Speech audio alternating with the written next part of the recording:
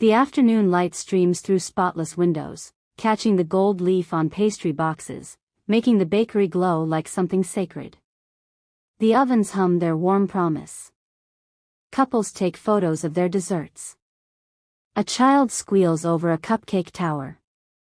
Then the glass door opens with a reluctant creak. Lenny Reed steps inside, her worn green utility jacket hanging loose over her thin frame, the kind of jacket that's been slept in, rained on, survived in. Her son Danny grips her hand tight, his small fingers disappearing into hers. His sneakers are held together with duct tape.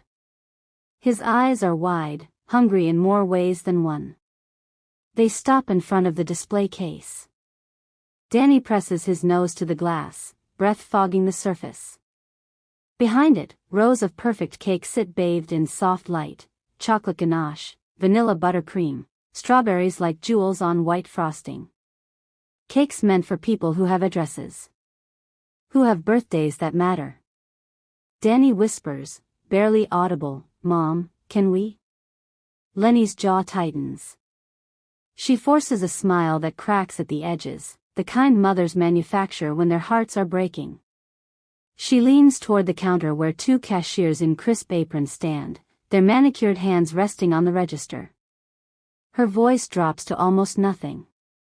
"Excuse me, do you have any expired cake?" "Just something small."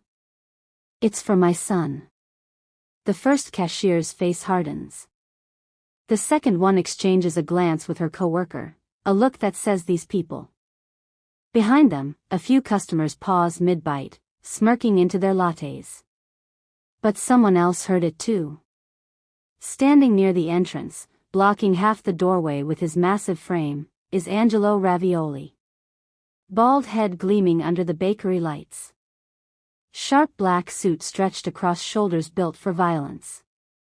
Neck tattoos crawling up from his collar like dark vines, symbols of a life most people only see in nightmares. He's been watching since they walked in. He saw the way Danny tried to smooth down his own messy hair before entering. He saw Lenny rehearsing the words in her head, shame carving itself deeper into her tired face. And he heard the question, those 7 words, clearer than any confession he'd ever extracted. The cashier sighs, loud enough to be heard across the room. "Ma'am, we don't give trash to customers." Danny's head drops. His small shoulders curl inward. Lenny blinks rapidly, eyes shining, throat working to keep everything inside where it belongs. The air in the bakery changes. Angelo sets down his espresso cup.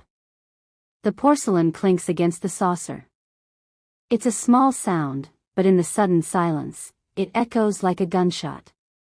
He rises slowly, his chair scraping across the floor, a low, deliberate sound that makes every spine in the room go rigid. Conversations stop. Forks freeze midair. The cashier's faces drain of color because everyone in this city knows that silhouette, knows those tattoos, knows what it means when Angelo Ravioli stands up. He walks toward them, each footstep deliberate, heavy. His shadow falls across the display case, swallowing the light, turning the golden bakery cold. Lenny's breath catches. She recognizes him instantly, everyone does, and her first instinct is to grab Danny and run. But Angelo doesn't reach for them. He stops just behind them, towering over mother and son, and when he speaks, his voice is low, steady, carrying the weight of a man who's never had to raise it. "Excuse me." Lenny turns, terrified, pulling Danny behind her like a shield. Angelo looks down at the boy. Takes in the taped shoes, the too small shirt, the way he's trying so hard to be invisible. And something shifts in his dark eyes, not anger, not pity. Something older. Something that knows exactly what it's like to be that small, that forgotten. He lowers himself slowly, knees cracking, until he's at Danny's eye level. His massive hands rest on his thighs, ink-stained fingers still, unthreatening. His voice softens, almost gentle. "Tell me, kid, what kind of cake do you want for your birthday?" Stay with me until the end because what the Mafia boss did next shattered everyone's expectations. Before we begin, don't forget to like this video, hit subscribe, and comment where you're watching from. Now, let's get started. The cashiers freeze like prey animals sensing a predator. Angelo rises to his full height, and the movement seems to pull all the oxygen from the room. He places one hand on Danny's shoulder, a gesture so gentle it contradicts everything about the violence promised in his frame, and looks at Lenny with something that might be respect. "Stay here," he says quietly, then turns toward the counter. His footsteps are measured, unhurried. He doesn't need to rush. The two women behind the register have gone pale, their earlier smugness evaporating like steam. The taller one's hand trembles as she grips the edge of the counter. Her co-worker takes an involuntary step backward, bumping into the pastry rack behind her. Angelo stops in front of them, his shadow swallowing the register display. He doesn't raise his voice. Doesn't need to. "The cake," he says, pointing to the top tier of the display, a 3-layer masterpiece covered in white chocolate shavings and gold leaf, the kind with a price tag that requires a credit card, not cash. "That one." "Box it." The cashier's mouth opens, closes. "Sir, that's $700. Did I ask the price?" She flinches.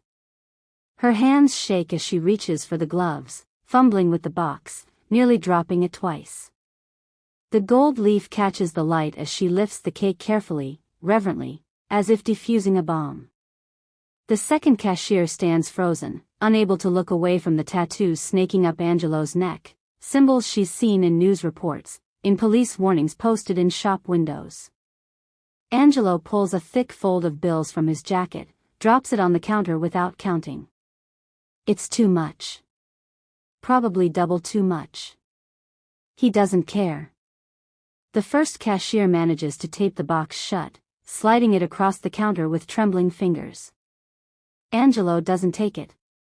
Instead, he leans forward slightly, just enough that both women have to look up to meet his eyes. "Now," he says, his voice dropping lower, colder, "you're going to apologize to that woman and her son."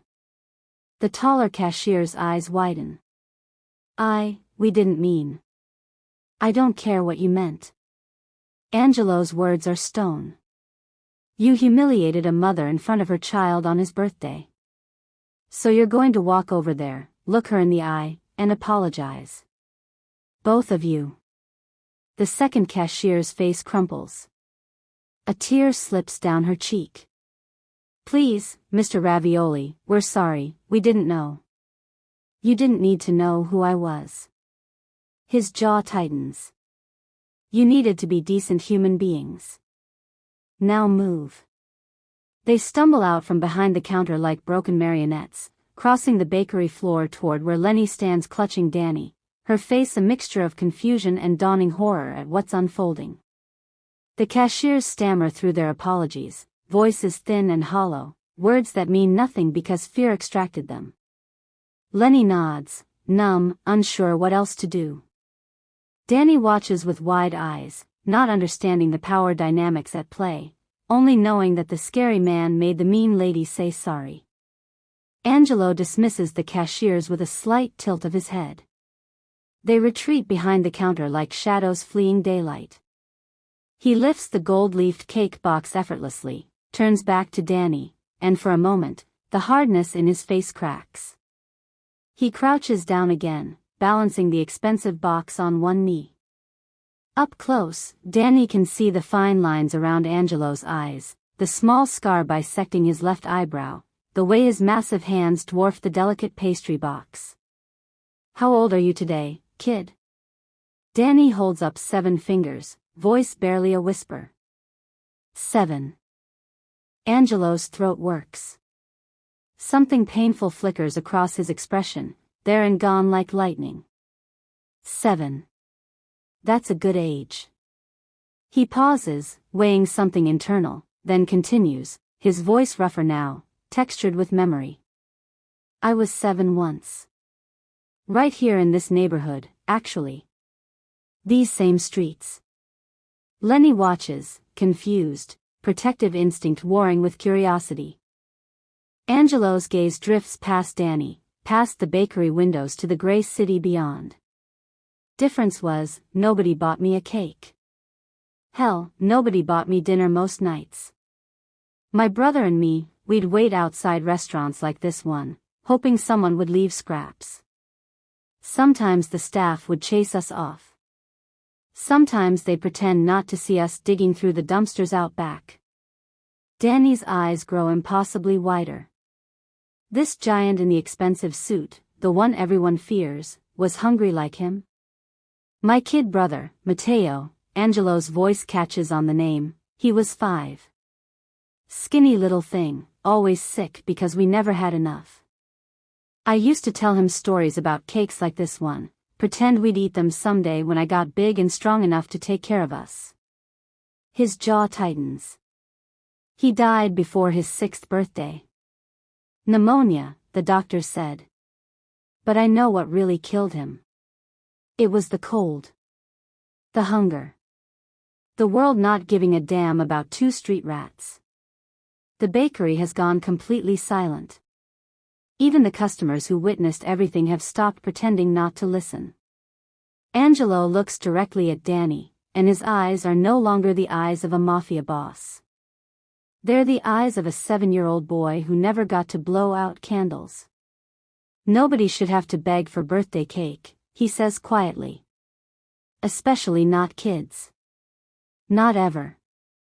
Lenny finds her voice, finally, though it comes out smaller than she intends. Thank you. For the cake. For everything. We should go now.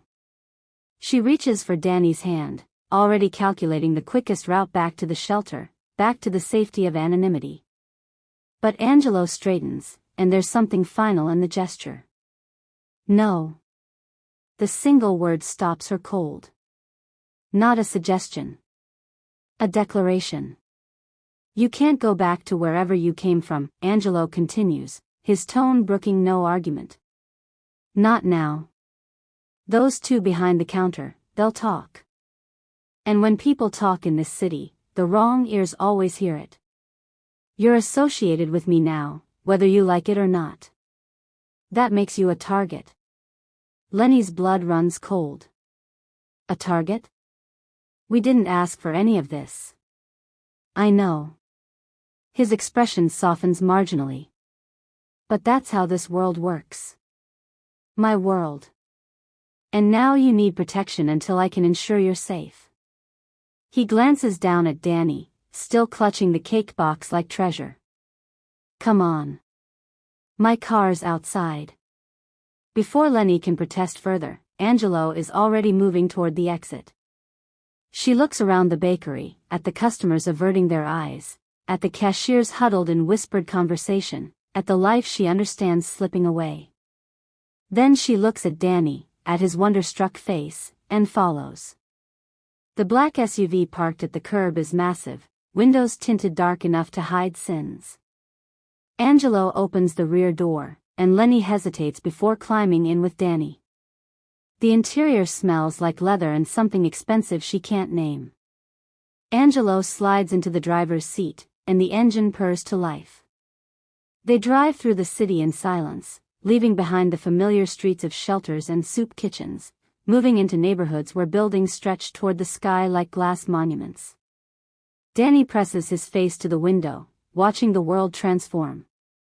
When they finally stop, it's in front of a tower that looks like it was designed by someone who thought money could buy heaven. The doorman nods at Angelo with practiced deference. The elevator is mirrored gold, playing soft jazz that makes Lenny's reflection look like a stain.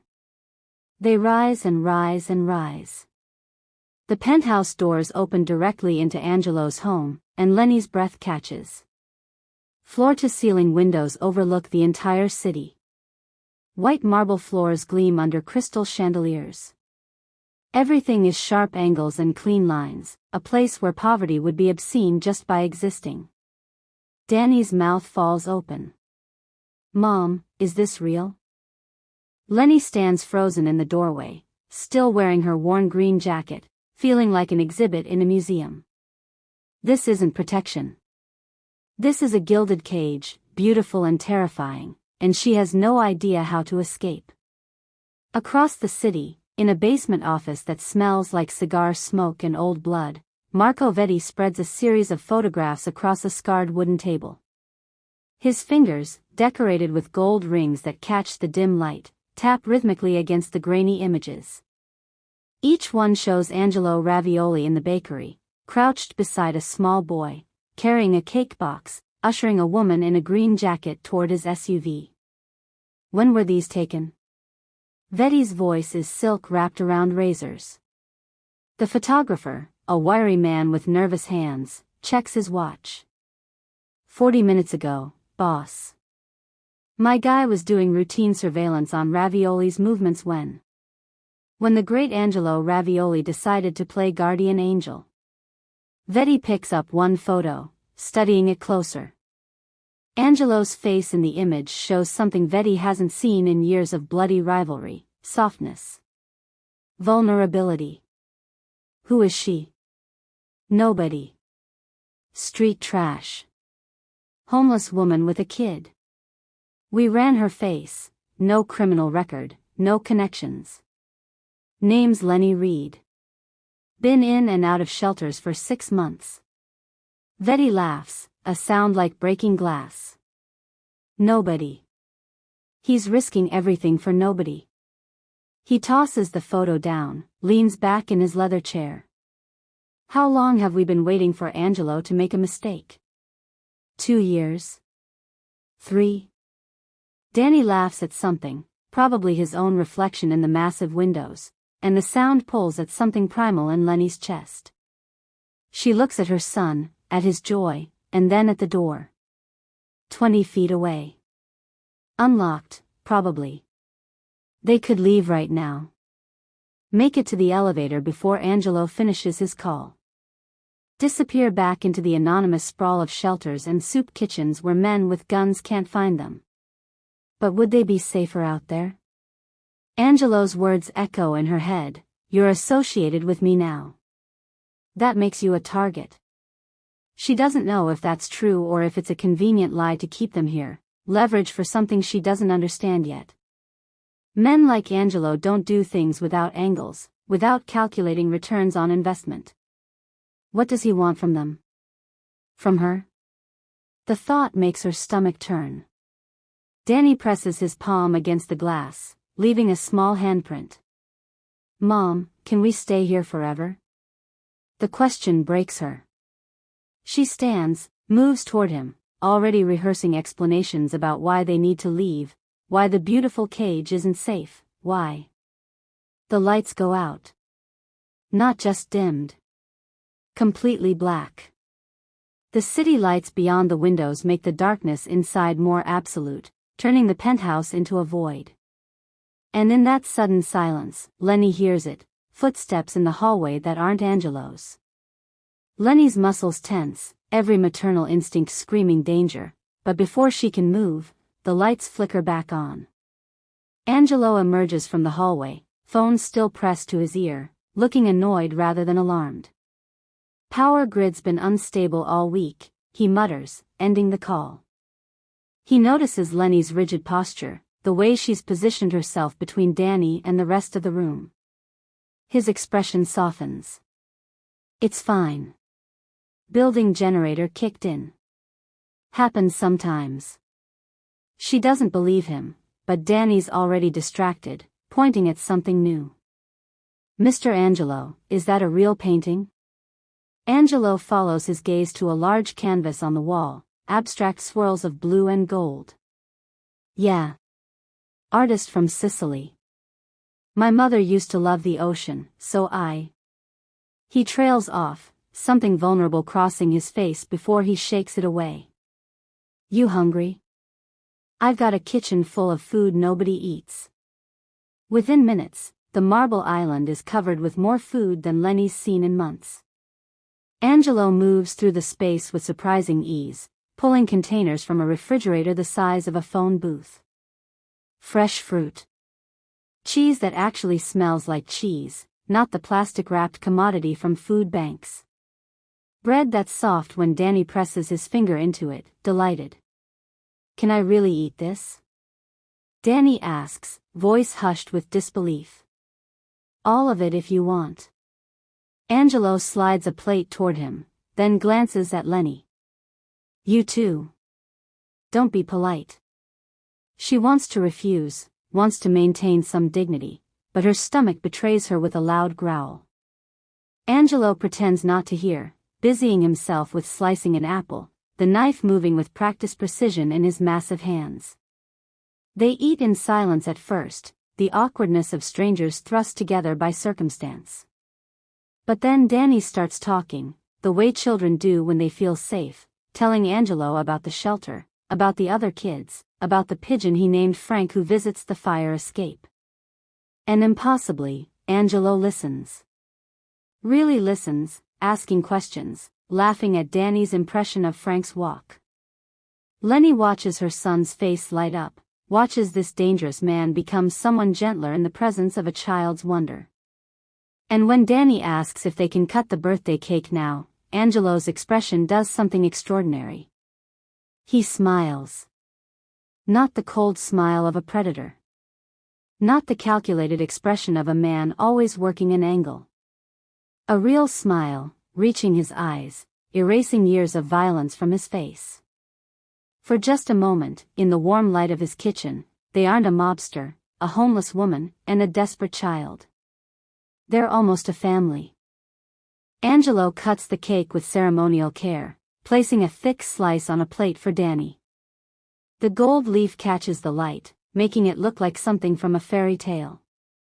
Danny's eyes go wide, and he picks up the fork like it might disappear if he moves too fast. But before he can take the first bite, Angelo's phone buzzes. He glances at the screen, and something shifts in his posture. The ease drains from his shoulders. He steps away from the island, pressing the phone to his ear. "Marco, status check," he says quietly. Silence. He tries again. "Marco, you there?" Nothing. Not even static. Just dead air. Lenny watches the transformation happen in real time. The gentle man who smiled at her son vanishes, replaced by something harder, colder. Angelo ends the call, immediately dials another number. Then another. Each time, the same result, nothing. "What's wrong?" Lenny asks, though part of her doesn't want to know. Angelo doesn't answer. He's already moving toward a panel hidden in the wall, pressing his palm against it. The panel slides open, revealing multiple screens showing security camera feeds. Hallway. Elevator lobby. Stairwells. Underground garage. He cycles through them rapidly, his jaw tightening with each frame. Then he stops on one feed, stares at it for 3 seconds, and Lenny sees his hand curl into a fist. "What is it?" "The timestamp." His voice is flat, dead. Hallway camera. It's been looped.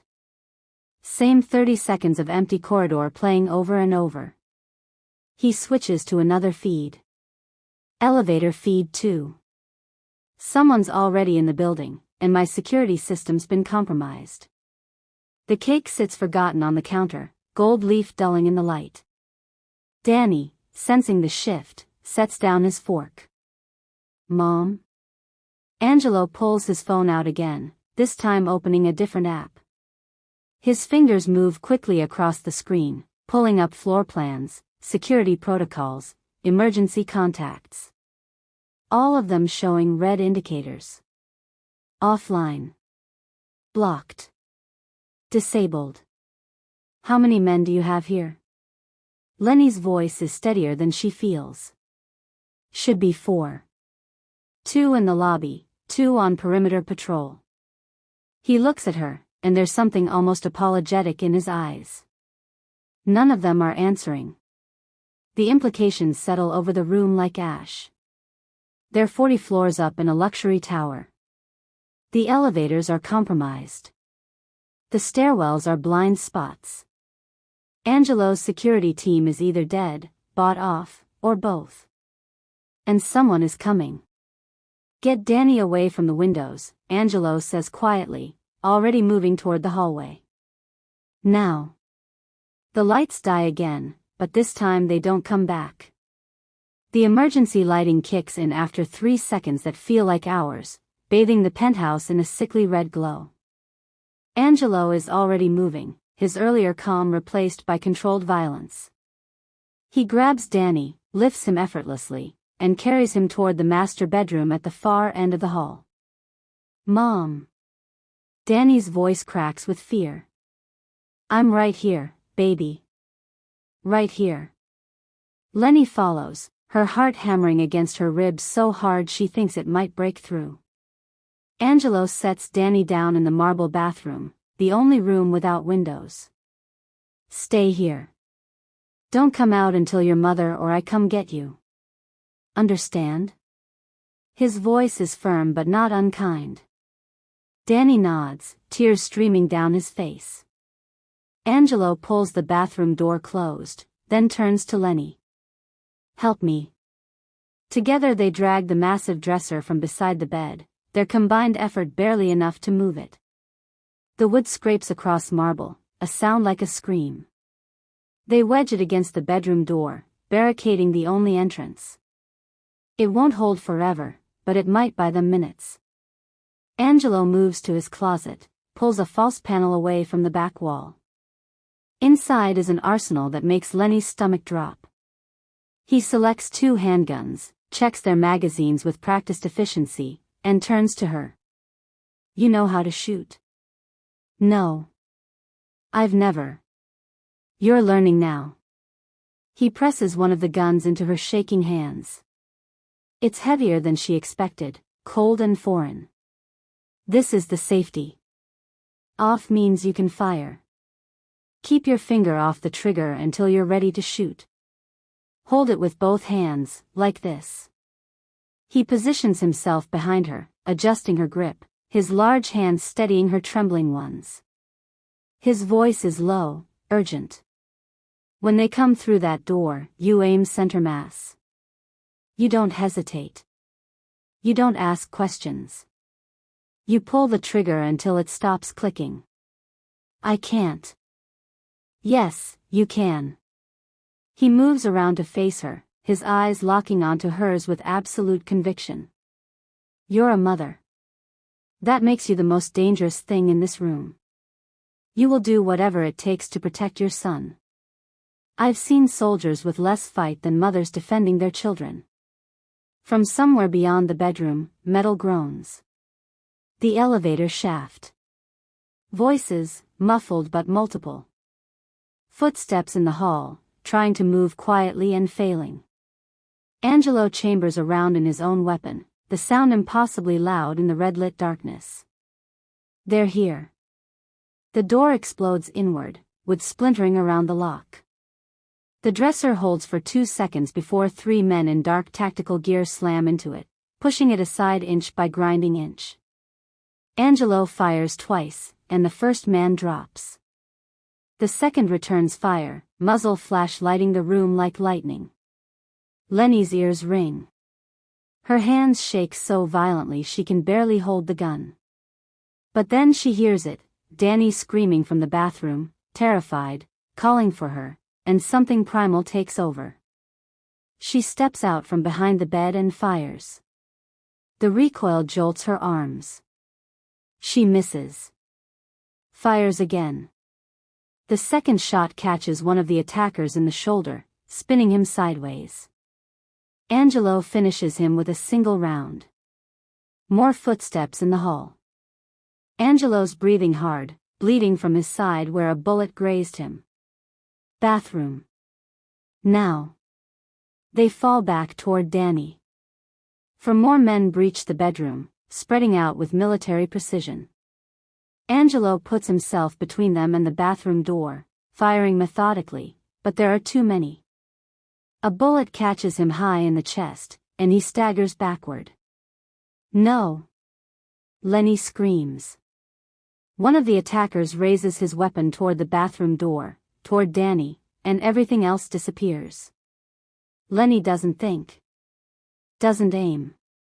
Just pulls the trigger 3 times in rapid succession. The man falls. She swings toward the next target, fires again. The gun clicks empty. Angelo, still standing despite the blood spreading across his shirt, takes down the last 2. Then the room goes quiet except for the ringing in their ears and Danny's muffled sobs. Sirens wail in the distance, growing closer. Angelo slides down the wall, leaving a red smear. Lenny drops beside him, hands pressed to his chest, trying to stop the bleeding. Stay with me. Please. His eyes focus on hers. You saved him. You saved us both. The police find them there 15 minutes later, a mobster, a homeless woman, and a terrified boy, surrounded by bodies and spent shells. 3 months later, the morning sun streams through clean windows, warming the smell of fresh bread. Lenny adjusts the chalkboard menu, her hands no longer shaking, no longer empty. Behind the counter, Angelo, thinner now, moving carefully around healing scars, pulls a tray of croissants from the oven. The bakery is small, modest, nothing like the sterile luxury of his old life. But it's theirs. Built with money from liquidated assets, from a life traded for something simpler. Danny, sitting at a corner table doing homework, looks up and grins. Mom, can I have a cookie? Lenny smiles, reaching for the display case. Which one, baby? The biggest one, he says, and for the first time in his short life, nobody tells him no. Thank you for listening all the way to the end. If you enjoyed this story, please subscribe so you don't miss the next Mafia love story. And tell me in the comments where you're listening from and what you thought of this narrator.